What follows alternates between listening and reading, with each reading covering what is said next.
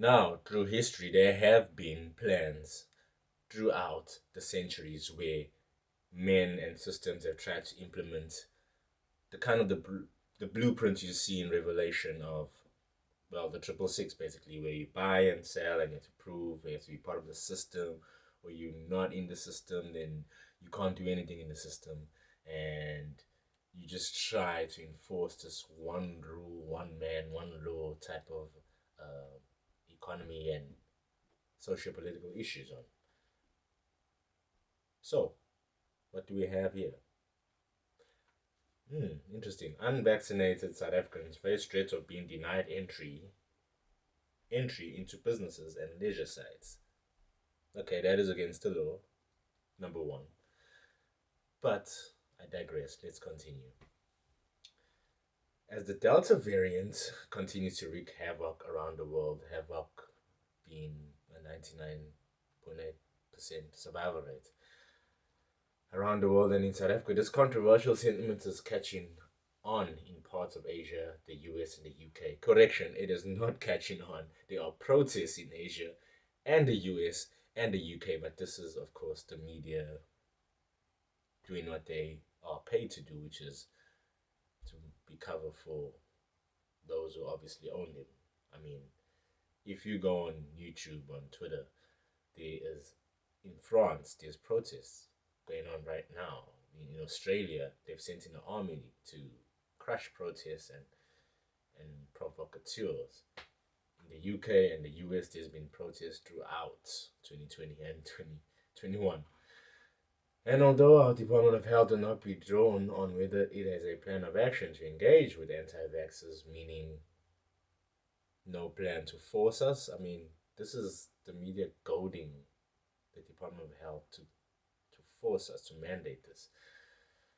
It will not be drawn on whether it has a plan of action to engage anti-vaxxers, a negative term. Legal and medical experts have confirmed that private businesses such as restaurants and shops may well adopt this strategy to keep their employees and other vaccinated customers safe from the deadly coronavirus. Now, this may not be the same thing, but it is eerily similar, where you cannot do anything commercially without having any marker to say you're part of this club. For example, in Revelation, we all know the triple six on your right hand, inside your right hand, and on your forehead. Let's actually go to Revelation 13, verses start from 16. And he calls it all, both small and great, rich and poor, free and bond, to receive a mark in their right hand or in their foreheads. Now, obviously, it's an injection and not really a mark. But do you see the similarities? It's not by mistake. It's on purpose. I mean, you get the injection and then you're part of the system. 17, and that no man might buy or sell. Remember, refuse entry into businesses and leisure sites. Soon will be retail stores. It's coming, retail stores, and that's where we'll get to the part where no man might buy or sell. Anyway, and that no man might buy or sell, save that he had the mark or the name of the beast or the number of his name. Let me modernize that for you, not in the heretical sense. And that no man might buy or sell, save that he had taken the injection or the vaccine and had a vaccination card or visa, and then could do anything, basically, again. Your basic human rights, you'd be allowed to resume them again. Here's the wisdom, let him that hath understanding count the number of the beast, for it is the number of a man, and his number is 603 score and 6. So that's 666. But as we continue, in the US, private companies as well as various states are working to develop vaccine passports. Right, let's go back to Revelation 13:17. Say that he had the mark. How do you modernize that? Which we shouldn't. Save that he had the vaccine passports. I mean, what more do you need? Mobile app technology that allow Americans to prove that they have been vaccinated. Oh, okay. Back to Revelation 13, verses 17. That no man might buy or sell save that he had the mark or the name of the beast or the number of his name. So now you have to prove.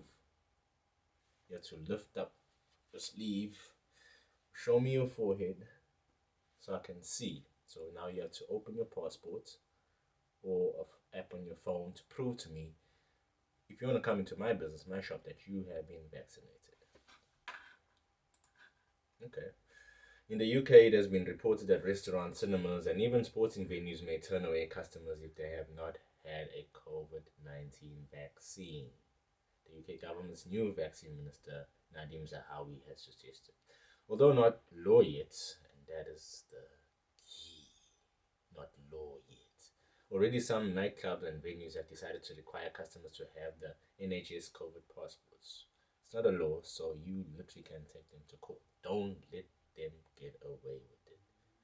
Back home, which is here in South Africa, Thokozisi Kati, known as DJ Tira, announced on his Twitter account that patrons would require a COVID-19 vaccination card to gain entry to the Fact Durban Rocks December 2021 event.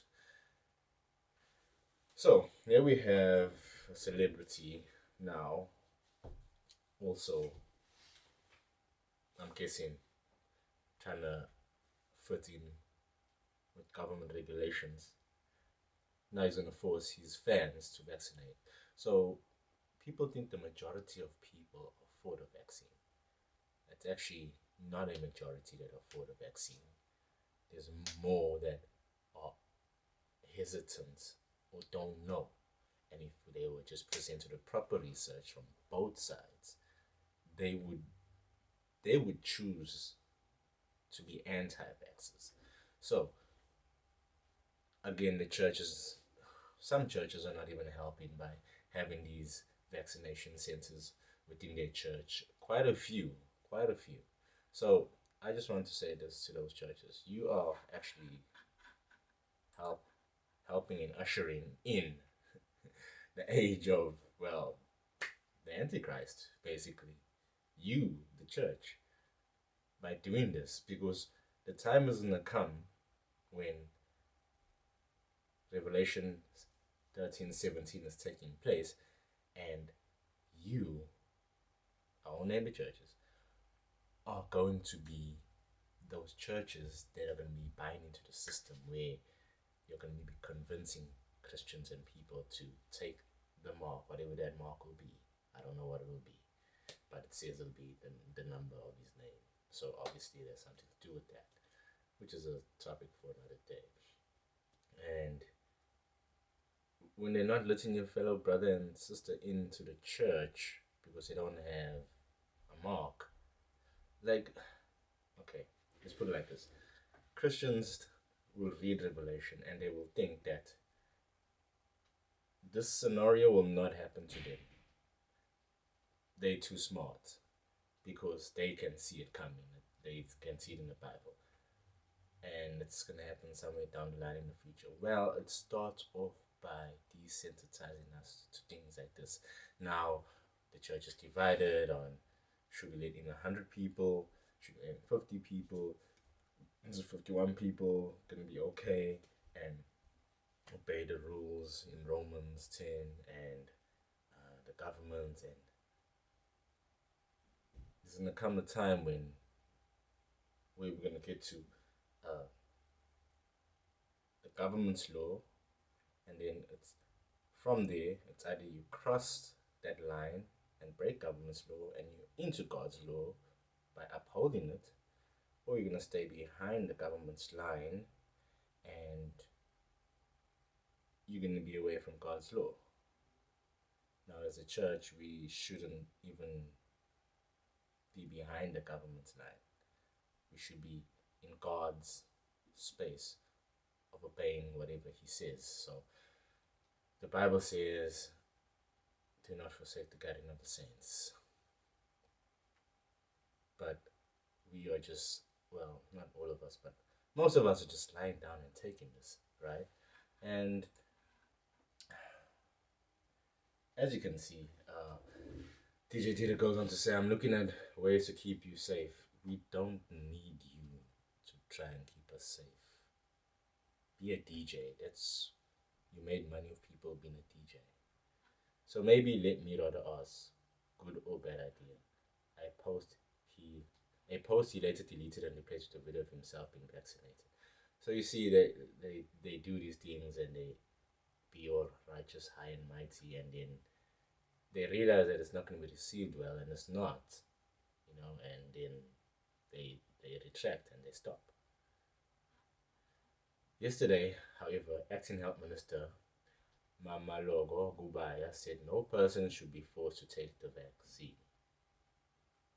It followed various reports that some employers were threatening to dismiss staff who chose not to receive the COVID vaccine, and that's where, by the time Revelation 13:17 comes around, it'll be so normal, so normal to fire people that haven't taken the vaccine or haven't done what government has told them to do or employers have told them to do, that it won't even be such a travesty when Revelation 13 verse 17 takes place. It'll be a by the way thing. Oh, another one? I mean, do these people don't want to keep their jobs? Don't they have families to feed? Why are they so resistant? It'll be that attitude. So the devil won't come upon us as in like a thief in the night. Like just come upon us and impose us where we can resist. No, he's gonna slowly marinate and let it come in slowly. And obviously he's using his minutes, right? But credit to the minister by saying no one should be forced to take the vaccine. But her words, be careful. No one should be forced to take the vaccine. She's not saying stop forcing people or else this law will apply to you. She's saying no one should be forced. No one should be forced, to take the vaccine. It followed various reports that some employers were threatening the right. Kubai, who was updating the nation this morning on the country's COVID-19 vaccine rollout plan, said, "We all have freedom of choice. Vaccine is voluntary. Whether you take the vaccine or not, please, we urge you not to infringe on the rights of others." Again, good, but also double speak. We urge you. Where's the protection? Where's the legislative protection for my employer that wants to fire me? Are you urging him not to fire me? Because that means nothing. He still can.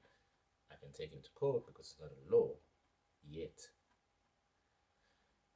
Earlier this week, SA Human Rights Commission called on people to come forward if they had been threatened with losing their jobs or rented accommodation for refusing to have the COVID-19 vaccine. And that's why I keep saying it's not the law. It needs to go to the legislature. They have to approve it. It has to be signed by the president and the courts, and they have to prove it, and the courts can still try to strike it down if it's a bad law. But that's a long process because Parliament hasn't even met yet. We're still ruled by the 6th, right? So that's why the Human Rights Commission, I commend them on this, have come forward and said, if somebody's threatening you by firing you, then or denying a place to stay, sleep, rent, come to us and we'll take them to court and sue, and we will win, and they will win, because the Constitutional Court deemed this back in August that lockdowns were illegal and should not take place, but the ANC has ignored. So it going down, but it may be easier for private businesses in South Africa to deny access to unvaccinated people.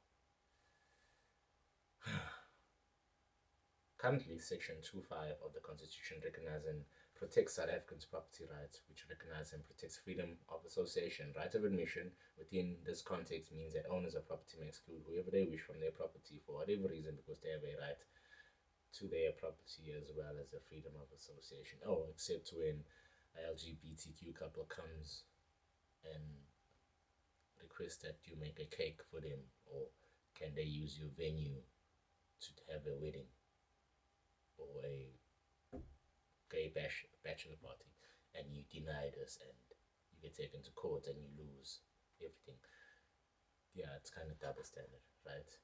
A lawyer who did not want to be named said there was already a no mosque, no entry rule at private companies, so there's already grounds to deny anti-vaxxers entry. Anti-vaxxers. So, here is the wisdom. Let him that understandeth count the number of the beast, for it is a number of a man, and his number is 603 score and 666. So,